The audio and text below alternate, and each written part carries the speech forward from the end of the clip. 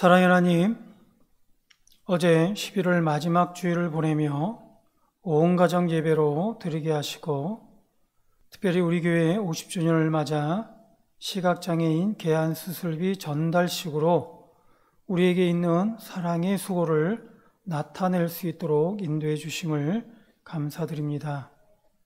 더불어 주신 말씀을 따라 하나님께서 천국에서도 세상에서도 기억해 주시는 사람이 과연 어떤 사람인지를 돌아볼 수 있도록 인도해 주시고, 그렇게 말씀으로 은혜 받게 하시고 도전 받게 하여 주심을 또한 감사드립니다. 이런 마음을 담아 오늘 이 새벽에도 오직 하나님만 바라며 하나님의 은혜를 구하오니, 또다시 그 기세를 더해가고 있는 코로나의 이 어려움 속에서도 지금도 우리를 지키시고 인도해 주시는 성령님을 따라 오직 우리의 중심이 주를 향하게 하시고 항상 하나님과 동행하는 가운데 이기는 믿음 되게 해 주시옵소서.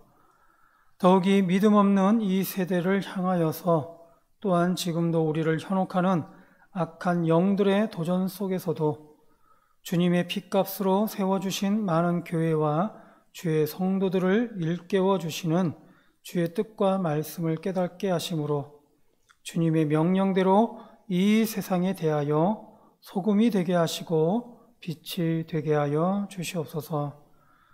지금도 하늘의 꿈과 비전을 이루기를 원하는 우리 믿음의 청년들이 있습니다. 또한 여러 아픔 중에도 하나님과 동행함으로 주어진 사명을 다하고자 하는 주의 자녀들이 있사오니 지금 이 시간 친히 임재하여 주셔서 힘 주시고 능력 주시며 지혜 주심으로 오직 하나님의 은혜로 살아가게 하시고 주시는 하나님의 복이 그 삶에 더욱 풍성케 하여 주시옵소서. 오늘도 이 기도의 자리를 잊지 아니하고 하나님 주신 사명을 이루기를 원하며 주의 뜻을 구하고 있는 새벽 성도들에게도 주의 풍성함을 더하게 하시고 주의 음성을 듣게 하시며 깨닫게 하셔서 오늘도 승리케 하여 주시옵소서. 감사하며 예수님의 이름으로 기도드립니다. 아멘. 네, 이 시간 우리 같이 보실 말씀은 하박국 2장입니다. 제가 가진 성경으로 구약 뒤쪽에 1302쪽입니다.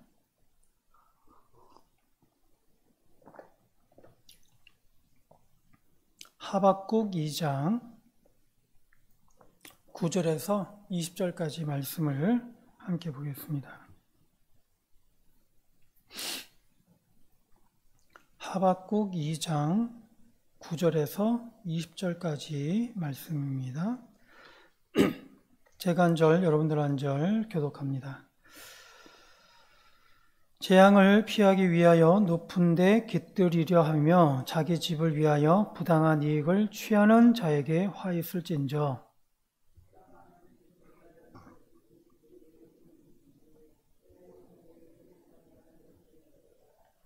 담에서 돌이 부르짖고 집에서 들보가 응답하리라.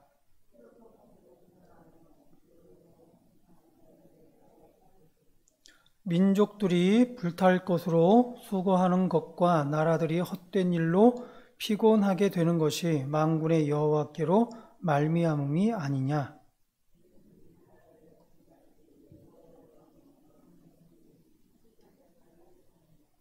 이웃에게 술을 마시게 하되 자기의 분노를 더하여 그에게 취하게 하고 그 하체를 드러내려 하는 자에게 화 있을진저.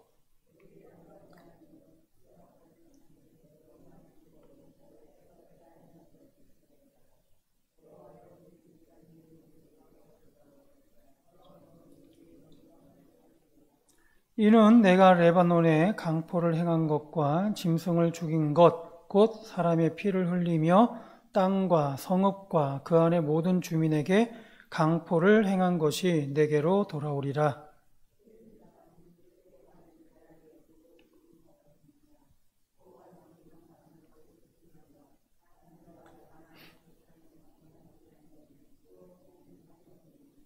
나무에게 깨라 하며 말하지 못하는 돌에게 일어나라 하는 자에게 화 있을진저 그것이 교훈을 베풀겠느냐 보라 이는 금과 은으로 입힌 것인즉 그 속에는 생기가 도무지 없느니라.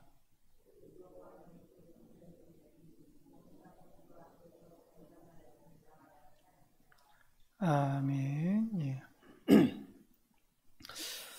하박국은 선지자다라고 1장 1절에 보면 나와 있습니다. 그러면서 하박국이 레위 족속 사람임을 알 수가 있는데 그 중에서도 하박국은 성전에서 노래하는 그런 사람 중에 한 명으로 볼 수가 있습니다. 그렇다면 당시 레위 족속은 맡은 일에 따라서 온 가족이 같은 일을 하게 되는데 하박국 가족은 성전 음악을 책임졌을 것이다 라고 생각할 수가 있습니다.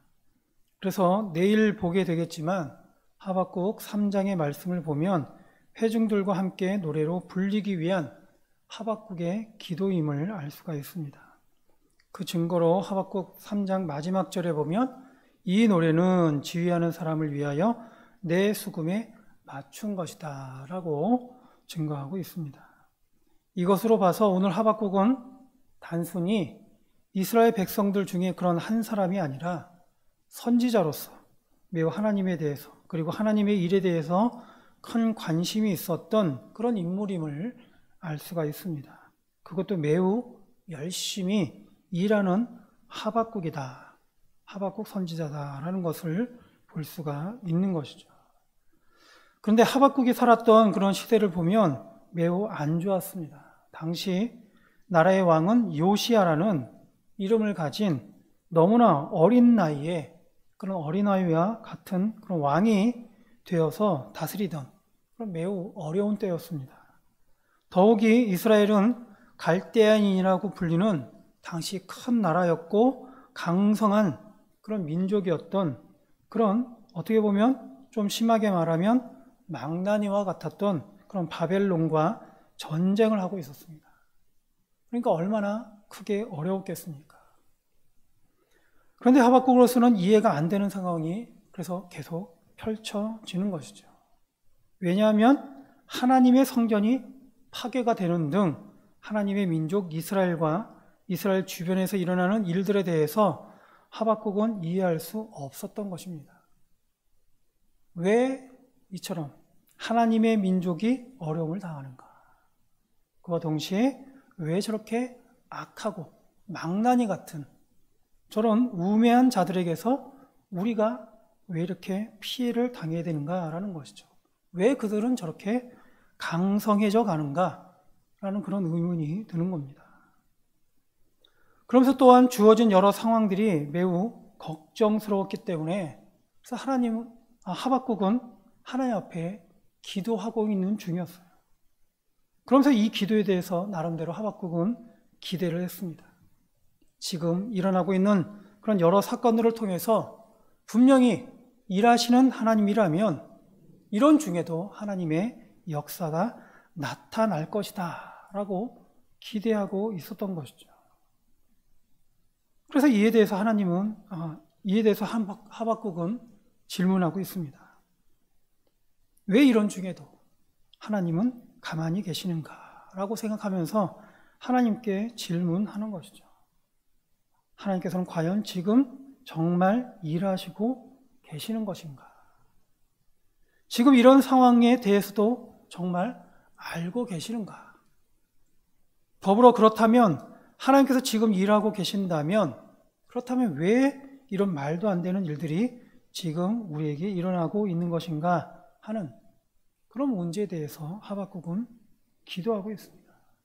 왜 악한 자들이 득세하는 것인가? 오늘날에도 보면 우리는 의문이 들 때가 있습니다. 때때로 하나님에 대해서 의심할 때가 있어요. 과연 하나님께서 우리에게 관심을 가지고 있는가? 성령을 통해서 우리와 함께 하신다고 하시는데 그런데 사실 정말 하나님은 말씀하신 것처럼 우리에게 그렇게 계속적인 관심을 주시지는 못하는 것이 아닌가. 그렇게 아마도 지금 우리가 겪고 있는 이 어려움을 하나님은 모르는 것이 아닌가라는 그런 생각을 할 때가 있다라는 것이죠. 하나님은 정말 우리에게 관심을 갖고 계시는 것인가 라는 그런 의문입니다. 그렇지 않다라는 생각이 든다는 것이죠. 따라서 오늘 읽지는 않았지만 1장에 보면 그래서 하박국은 항의하듯 묻고 있습니다. 1장 2절과 4절에 보면 여호와여 내가 부르짖어도 주께서 듣지 아니하시니 어느 때까지리이까. 내가 강포로 말미암아 외쳐도 주께서 구원하지 아니하시나이다. 어찌하여 내게 죄악을 보게 하시며 패역을 눈으로 보게 하시나이까. 겁탈과 강포가 내 앞에 있고 변론과 분쟁이 일어났나이다. 이러므로 율법이 해이하고 정의가 전혀 시행되지 못하오니 이는 악인이 악인을 에워쌌으므로 정의가 굽게 행하여 짐이니이다. 이처럼 하박국은 당시에 일어나고 있는 많은 일들을 보면서 하나님에 대해서 이해하지 못하고 있습니다. 그동안 하박국이 알고 있기로는 하나님께서 일하신다고 했어요.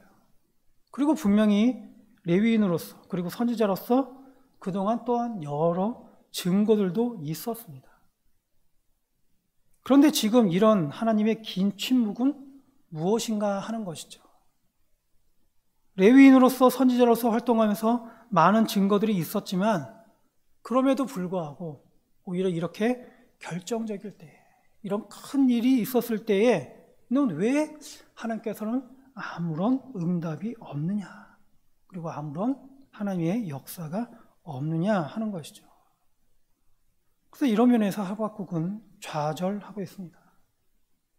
하박국은 믿은 바 하나님께서 하시겠다고 하신다면 조상 때부터 보여주셨던 것처럼 뭔가 일시에 큰 이적과 기사를 가져와야 한다라는 그런 마음이 들었던 것이죠.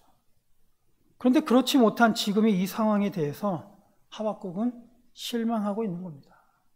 그렇게 오래도록 기도했는데 그렇게 하나님의 역사를 바랬음에도 불구하고 그렇지 못한 이 현실이 하박국은 너무나도 실망스러운 겁니다. 왜 우리 기도 가운데 응답하지 않으시는가? 하나님은 역사하지 않으시는가? 더욱이 하박국 자신이 레위인으로서 하나님의 사람인데 어째서 자신의 눈에 보이는 모든 것이 하나같이 희망이 없는 모습인 것이죠. 패역한 자들의 겁탈과 강포만이 그의 눈에 보인다는 겁니다. 하나같이 하박국이 목격하는 것들을 보면 도저히 하나님의 인도하심을 말할 수가 없어요. 하나님의 운행하심이라고 할 만한 그런 것들이 보이지 않다는 겁니다. 그걸 보고서 아무리 선지자이지만 하박국은 많은 백성들에게 하나님에 대해서 증거할 만한 사항들을 찾지 못하겠다라는 것이죠. 바로 이것이 하박국은 아프다는 겁니다. 그래서 하박국은 그를 둘러싸고 매일 일어나는 부정적이고 흔들거리는 상황에 대해서 매우 큰 비탄에 빠져 있습니다. 더욱이 이러한 때에 바벨론은 더욱 그 기세가 더하여 갈수록 이스라엘 향해 위협을 가하고 있는 것에 대해서 하박국은 하나님께 호소하고 있는 것이죠.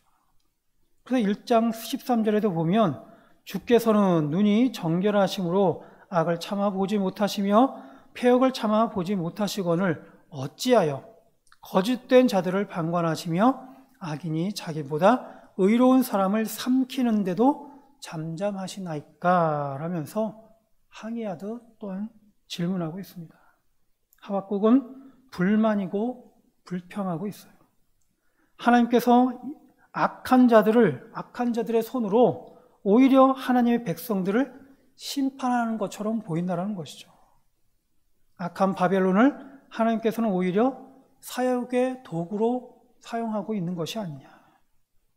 그렇게 해서 왜 이렇게 하시는 것인지, 왜 그렇게 하시는 것인지 하박국으로서는 그 대상과 방법에 대해서 큰 절망감을 느끼고 있습니다. 이처럼 하박국은 매우 큰 하나님에 대해서 매우 실망하고 있고 어떻게 보면 그 속에서 오히려 절망하고 있는 하박국의 모습을 볼 수가 있습니다. 그런데 그러면서도 오늘 하박국에서 우리가 받게 되는 유익함이 있습니다. 하박국은 결심하고 있는 것이죠. 그러는 중에도 하박국은 결심하고 있습니다. 하나님께서 대답하실 때까지 움직이지 않겠다는 겁니다. 마치 파수하는 자가 비상을 알리기 위한 장소에서 계속해서 대기하는 것처럼 잠시라도 어떤 징조가 나타나면 많은 사람들에게, 많은 백성들에게 알려주려고 그렇게 대기하고 있는 것처럼, 그런 파수꾼처럼 하박국도 하나님에 대해서 그렇게 기다리겠다라는 그런 각오를 가집니다. 그러면서 하박국은 자신에게 약간의 그런 강압적인 방법을 사용합니다. 하박국은 하나님으로부터 응답을 받는 데에만 초점을 두고자 성루에서 하박국 자신을 스스로 고립시켜 버린 것입니다. 그래서 그러한 장소에서 오직 하나님께 초점을 맞추고 더욱더 하나님의 응답을 구하겠다라는 것이죠. 하박국은 하나님께 듣겠다는 것입니다. 지금 이 모든 상황이 이해할 수 없지만 혹은 하나님께서 하시는 일에 마땅한 이유가 없는 것처럼 보이지만 그럼에도 하박국은 하나님께 들어야겠다. 결국은 하나님으로부터 응답을 받아야겠다라고 각오를 다지고 있는 것입니다. 우리는 하박국을 읽을 때 하박국의 항이 섞인 말에서 이유가 없는 이라는 말을 보거나 들으면 이런 생각이 들 것입니다. 그래도 선지자인 하박국인데 하나님에 대해서 항의하듯 이유가 없다고 하는 것은 그렇게 따지는 것은 좀 교만한 그런 모습이 아닌가 하고 그런 생각을 하는 것이죠. 좀 너무한 거 아닌가라는 생각을 하기도 할 것입니다. 그런데 우리가 그동안 욥기에서 봐왔던 것처럼 하나님께서는 이렇듯 항의하듯 질문하고 있는 하박국을 책망하거나 비난하지 않으시는 것을 볼 수가 있습니다. 오히려 하나님은 오늘 그 응답하심을 통해서 하박국에게 말씀하고 있어요. 그래서 2장 2절과 3절에 보면 여호와께서 내게 대답하여 이르시되 너는 이 묵시를 기록하여 판에 명백히 새기되 달려가면서도 읽을 수 있게 하라. 이 묵시는 정한 때가 있나니 그 종말이 속히 이르겠고 결코 거짓되지 아니하리라. 비록 더딜지라도 기다리라. 지체되지 않고 반드시 응하리라. 이에 대해서 하박국은 크게 깨닫고 고백하고 있습니다. 그래서 4절에 보면 의인은 그의 믿음으로 말미암아 살리라라고 고백하고 있고 또한 오늘 읽은 말씀 20절에도 보면 오직 여호와는 그 성전에 계시니 온 땅은 그 앞에서 잠잠할지니라 라고 고백하고 있습니다. 이처럼 하나님께서는 하박국의 간청함에 인내심을 가지고서 응답하고 있습니다. 자신이 이해하지 못한다고 불평했던 그런 하박국이지만 그럼에도 하나님께서는 그 해답을 찾으려는 그 믿음을 보시고는 하나님께서는 응답하시는 것입니다. 이런 면에서 우리는 우리의 기도와 간구를 통해서 하나님으로부터 듣게 될 것을 기대해야 할 것입니다. 분명히 우리의 마음을 산만하게 하는 악한 것들의 미혹함이 있습니다. 이때 우리는 더욱 우리의 영적 시선을 하나님께 돌려야 하는 것이죠. 그렇게 해서 우리의 길이요 진리요 생명이신 하나님께 우리는 집중해야 합니다. 사람이 아닌 다시 하나님을 바라봐야 한다는 겁니다. 우리는 믿음을 가지고 기도한다고 하지만 우리는 때때로 자꾸 우리의 시선이 세상을 향할 수가 있고 사람을 향할 수가 있어요. 그래서 우리는 세상의 방법을 취하려고 하고 사람의 방법만을 바라보려고 합니다.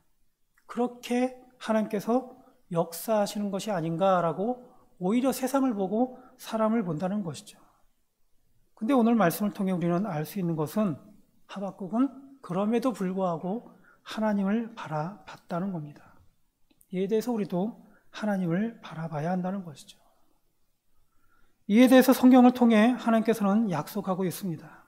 예레미야 29장에 보면 너희가 온 마음으로 나를 구하면 나를 찾을 것이요 나를 만나리라고 했고, 히브리 13장에 보면 내가 결코 너희를 버리지 아니하고 너희를 떠나지 아니하리라 라고 했습니다. 또한 이사야 41장에 보면 두려워하지 말라 내가 너와 함께함이라 놀라지 말라 나는 내 하나님이 됨이라 내가 너를 굳세게 하리라 참으로 너를 도와주리라 참으로 나의 의로운 오른손으로 너를 붙들리라 라고 했습니다. 또한 신명기에도 보면 영원하신 하나님이 내 처소가 되시니 그의 영원하신 팔이 내 아래에 있도다 라고 증거하고 있습니다. 물론 우리는 매일매일 삶의 무게로 인해서 그리고 이 믿음 없는 세상에 대해서 큰 두려움과 막막함으로 인해 힘들어하고 어려워할 수가 있습니다. 그러나 우리는 이 육신의 삶에서 우리의 시선을 돌려서 우리의 영적 세계를 기대하면서 그리고 이루어져 가고 있는 그런 하늘의 소망을 두고서 하나님 앞에 나아가야 할 것입니다. 이 세상이 더더욱 악이 득세하는 것처럼 보일 때 오히려 우리는 더더욱 하나님을 바라봐야 한다는 것이죠. 더더욱 어렵고 절망적인 상황이 될 때에 오히려 그때 우리가 더더욱 하나님을 바라봐야 될 그런 순간이다라는 사실을 우리는 기억해야 할 것입니다. 그리고 결코 하나님께서는 우리를 버리지도 떠나지도 않으신다라는 그런 진정한 믿음 위에서 오늘도 바로 하나님과 동행하는 삶을 살아야 할 것입니다. 이런 의미에서 오늘 이 시간 저와 여러분에게도 바로 이러한 임마누엘의 은혜가 오늘 우리에게도 있기를 주의 이름으로 축원드립니다. 기도하겠습니다. 오늘도 우리에게 말씀을 통해 깨닫게 하신 하나님 감사합니다. 주신 말씀과 같이 오늘도 우리를 미혹하는 사람과 세상의 가치에 따라 흔들리지 않게 하시고 다만 하나님을 의지하는 가운데 주의 뜻과 말씀을 따라 이기게 하여 주시옵소서. 그래서 오늘도 하나님과 동행하는 가운데 하나님께서 주시고자 하시는 하늘의 복과 은혜로만 충만케 하여 주시옵소서. 감사하며 예수님의 이름으로 기도드립니다. 아멘.